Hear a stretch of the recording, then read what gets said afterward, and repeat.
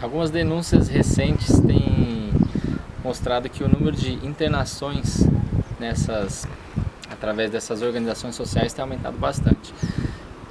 Tanto pacientes que não precisavam ser internados estão sendo, quanto pacientes que não poderiam receber alta estão recebendo alta por ordem da direção dessas empresas, dessas organizações, a fim de que se aumente a rotatividade nos leitos. Ainda tem um problema nessas organizações sociais, que é o problema de gestão, em que você não tem participação popular, não tem controle social na gestão dessas instituições, né? A população tem apenas um caráter consultivo, enquanto é formado um conselho diretor que determina e delibera sobre qualquer ação dentro dessas entidades.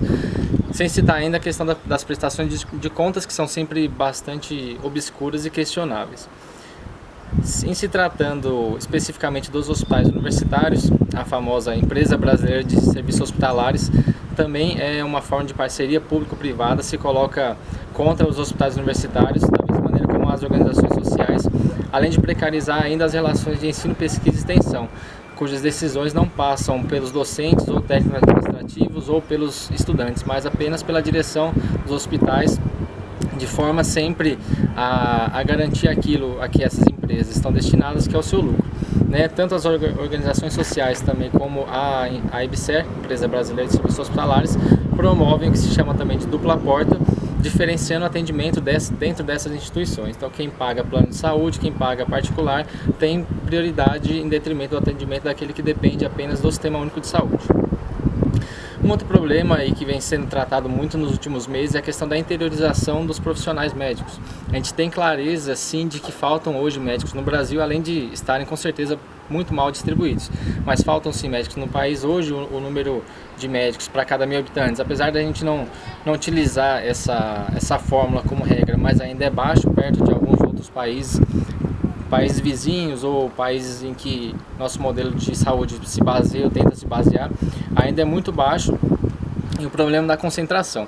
E aí a gente vê que o profissional médico tem dificuldade de ir para o interior.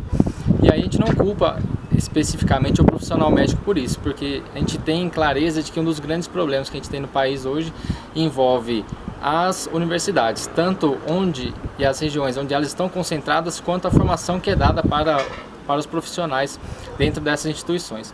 Então a gente tem hoje poucas vagas nas universidades, a gente tem um número muito grande de cursos de medicina, isso é um fato, mas esse grande número ele não é compatível com a quantidade de vagas, E principalmente a distribuição dessas universidades ainda é muito mal feita, sempre concentrada nos grandes centros.